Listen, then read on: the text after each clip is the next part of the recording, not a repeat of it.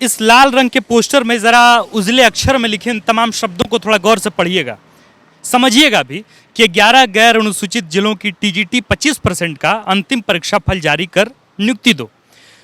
क्यों ऐसा है कि नियुक्ति वर्ष में तमाम लोग आंदोलन वर्ष मना रहे हैं? वे कौन लोग हैं? ये जो तमाम तस्वीरें हैं, हम जहाँ जिस प्रोजेक्ट भवन के बगल में बाहर में खड़े हैं, जहाँ पे तमाम लोग आंदोलन कर रहे हैं, न सिर्फ यही एक तस्वीर है आंदोलन करने की, यहाँ से कुछ महज 5 कदम की दूरी पर कुछ और लोग आंदोलन कर रहे हैं। इसके अलावा भी कई जगह हैं जो लोग आंदोलन कर रहे हैं। राजधानी रांची में भले नियुक्ति वर्ष का जश्न भले ही न मन रहा हो, पर आंदोलन वर्ष बहुत अच्छे से मन रहा है। इसकी बानगी आप यहाँ देख सकते हैं। मैं क्या बताऊं कि हालत यहाँ ये है कि 11 जिले से लोग आए हुए हैं। ये तमाम बेरोजगार युवकों की तस्वीर आप देख लीजिए। 11 जिलों से लोग आए हुए हैं और आज इनका 11वां दिन है जब ये लोग प्रोजेक्ट भवन के बाहर बैठकर आंदोलन कर रहे हैं। क्या समस्या है भैया? अब तो माथे के बाल उड़ने लगे हैं। आधा हो रहा है, आप कह रहे हैं कि आधा हो रहा है, और आप अभी नियुक्ति मांग रहे हैं। कुछ साल में तो रिटायरमेंट का दिन आ जाएगा और आप इस वक्त नियुक्ति मांग रहे हैं हेमंत सरकार से। क्यों? सर लाइफ से ही रिटायरमेंट हो रहे हैं। अब सरकार ऐसी हम लोग के साथ दोहरी नीति अपना रही है कि हम लोग अभी रोड पे बैठ गए हैं, जबकि हम लोग को अभी स्कूल में होना चाहिए था। एक तरफ 11 जिलों में इतिहास नागरिक शास्त्र का नियुक्ति करवा देती है और हम लोगों के साथ दोहरी नीति करती है। हम लोग का रिजल्ट प्रकाशन भी अभी तक नहीं हो पाया है। क्या है मुख्य मुद्दा, बताइए आप, आपकी समस्या क्या है मुख्य? हमारी समस्या सर, एक 1044 लेटर विभाग के द्वारा निर्गत किया गया था, उसमें नियुक्ति और परीक्षा फल प्रकाशन दोनों पे रोक था, लेकिन एक लेटर फिर बाद में निकाल के सिर्फ नियुक्ति का ही प्रावधान किया गया है, जबकि रिजल्ट प्रकाशन अभी तक हम लोग का जेएसएससी में ही पड़ा हुआ है। टीजीटी शिक्षकों के? जी, हाई स्कूल 25% अभ्यर्थी हम लोग हैं। आप किस जिले से हैं? हम चतरा से हैं सर। और यहाँ कहाँ रह रहे हैं आप? यहीं सामुदायिक भवन में रहते हैं सर, हम लोग सब साथ में ही रहते हैं। आप लोग साथ में हैं। पिछले कितने दिन से हैं? 11 दिन हो गया सर। अभी 11 दिन से हैं भैया? हाँ भाई, हम भी 11 दिन से हैं। मन कर रहा है कि सर शरीर में पेट्रोल लगाकर दौड़ जाऊं सचिवालय में, लेकिन करे क्या? सरकार जिस तरह से दोहरी नीति अपना रही है, पिछले 2020 में हम लोग का सब ठीक ठाक चल रहा था। फरवरी 2021 में 1044 लेटर को निकालकर सरकार ने यह रोक लगा दी कि नियुक्ति और रिजल्ट प्रकाशन पर अभी नहीं किया जा सकता है। और 2020 में एक ही लेटर निकलता है कि नॉन शेड्यूल्ड डिस्ट्रिक्ट में किसी तरह का कोई अड़चन नहीं है, रिजल्ट प्रकाशन किया जा सकता है। उसके बाद जेएसएससी ने हम लोग का डीवी का प्रक्रिया को प्रारंभ किया, लेकिन जस्ट फरवरी 2021 में सरकार ने सेम 1044 लेटर को निकालकर यह कह दिया कि अभी नियुक्ति और रिजल्ट पब्लिकेशन अभी नहीं किया जा सकता है। लेकिन सरकार ने यह दोहरी नीति को अपनाकर 1044 लेटर को वापस करके इतिहास और नागरिक शास्त्र के विद्यार्थियों को अभी नियुक्ति प्रक्रिया को प्रारंभ कर दिया है। ये सरकार ने क्या कर रहा है हम लोग को समझ नहीं आ रहा है सर, लेकिन करे क्या हम लोग इतना बेबस हैं। घर वाले के लोग इतने कह रहे हैं कि अभी देखो इतिहास और नागरिक शास्त्र के विषय का प्रक्रिया चालू हो गया, आप लोग का क्या हो रहा है? लेकिन हम लोग अपने गार्जियन को समझा नहीं पा रहे हैं कि हम लोग करें सो क्या करें। क्या करते हैं आप? हम लोग कुछ नहीं सर, बेरोजगार अभी घूम फिर रहे हैं। पिताजी से हम लोग पैसा लेकर रांची आ रहे हैं सर। किसी तरह पिताजी को जब मांगते थे कि पापा हम लोग को रांची जाना है, आज धरना है, तो हमारे पिताजी ने किसी तरह 500 रुपया 1000 रुपया किसी और से लेकर हम लोग को देते हैं और हम लोग यहाँ तक आते हैं सर। लेकिन ये हेमंत सरकार ने ये दोहरी नीति जो अपनाए वो कहीं ना कहीं बहुत ख़राब है सर। कितनी उम्र हो रही है आप? मेरा सर 32 साल होने चला है और अब कुछ समय के बाद हम एज से भी रिटायर कर जाएंगे।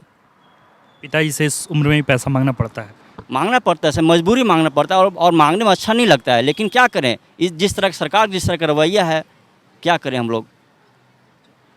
क्या भैया, आप किस ज़िले से हैं? मैं हजारीबाग ज़िला से हूँ।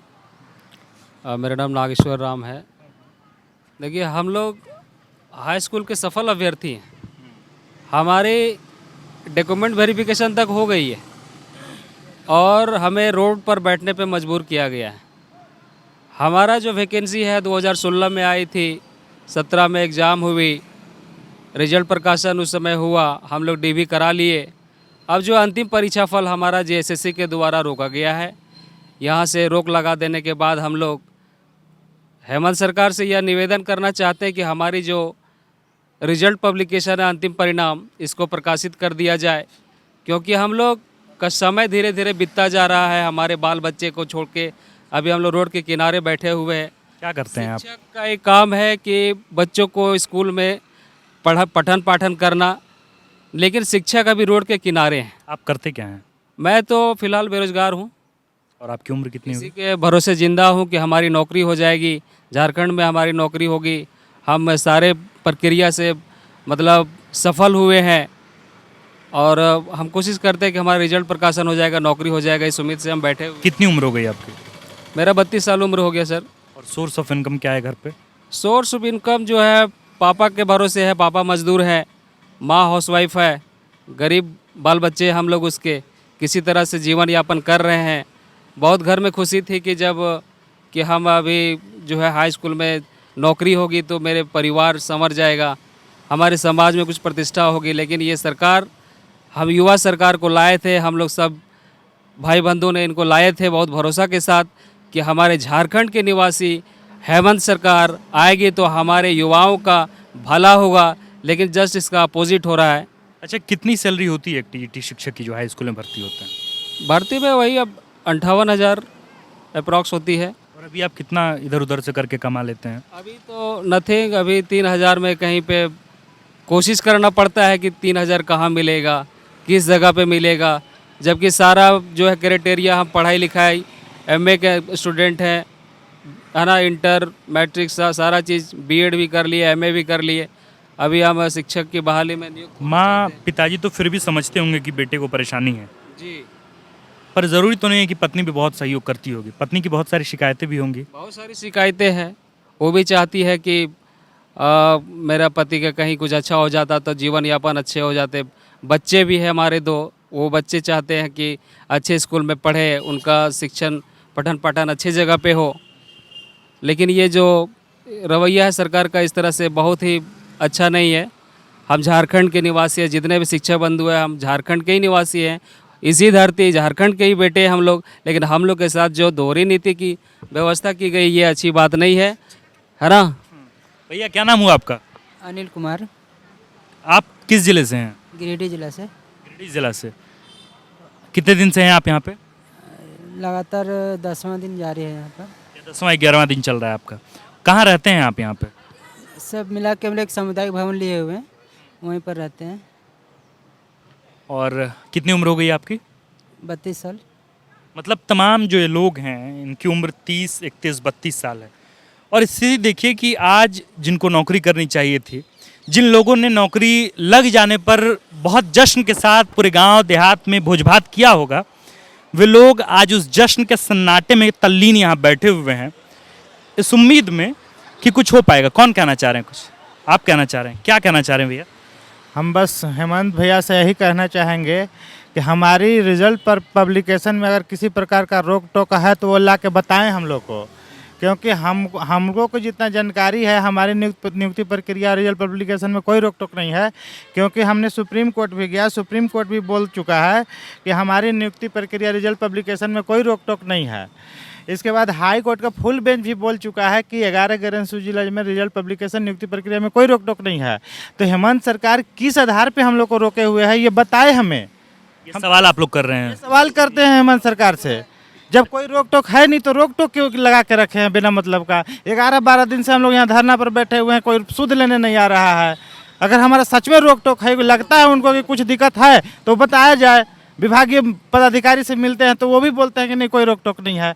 तो बिना मतलब का रोक टोक लगा के क्यों रखे हुए हैं, जब कोई वैधानिक अड़चन है ही नहीं। तो जबकि हम लोग यहाँ 10 दिन से बैठे हुए हैं। इस नियुक्ति प्रक्रिया में 25% में अनिवार्य 6 विषय हैं और 6 विषय का वेरिफिकेशन हम लोग का हो चुका है। जैसे जाते हैं तो बोला जाता है वहाँ से सचिव और अध्यक्ष महोदय के द्वारा कि आपका आप सारा रिजल्ट बना कर रखे हुए हैं। जैसे ही कार्मिक विभाग हमको लेटर जारी करेगी, क्योंकि रोक उसी ने लगाया है, और कार्मिक विभाग के सचिव से पूछते हैं तो बोलते हैं नहीं कोई रोक टोक नहीं है। क्यों सरकार आदेश कर दे तो हम नियुक्ति प्रक्रिया का आदेश कर दें। ये न सिर्फ झारखंड की समस्या है, वैसे तो देश भर में नौकरियों को लेकर आंदोलन हो रहे हैं, पर पता नहीं क्यों ये समस्या क्यों है कि हमारे किसी भी मंत्रालय में ये कागज़ का जो हेरा फेरी है ना, ये इतना मुश्किल कर देता है, तमाम लोगों के घर उजाड़ देता है। उनके बीवी बाल बच्चे को जितनी समस्याएं का सामना करना पड़ रहा है वो एक अलग बात है। शायद वातानुकूलित कमरे में बैठकर ना कोई मंत्री ना कोई पदाधिकारी ना मुख्यमंत्री ही इसकी सुध लेते हैं। इनकी समस्या क्या है? ये वही लोग हैं जो जनसंख्या में तो आते ही हैं, पर प्रत्यक्ष या अप्रत्यक्ष तौर पर इस भारत की अर्थव्यवस्था में भी इनका इतना ही योगदान होता है। अगर आप मंत्री साहब या कोई भी मुख्यमंत्री साहब या पदाधिकारी अगर चाहते हैं कि इनका जो काम है उसके तहत भी इस देश की अर्थव्यवस्था में कुछ योगदान हो, तो कम से कम इनकी नौकरी ही लगवा दीजिए, इनकी नौकरी की नियुक्ति ही दे दीजिए। आप देख रहे थे द फॉलो अप, मैं हूं आपके साथ आकाश और कैमरे के पीछे हैं ऋषभ गौतम। विवेकानंद विद्या मंदिर स्कूल एक CBSE affiliated English medium coed school है। हम शिक्षा के साथ संस्कार देते हैं। thefollowup.in. Like, share, and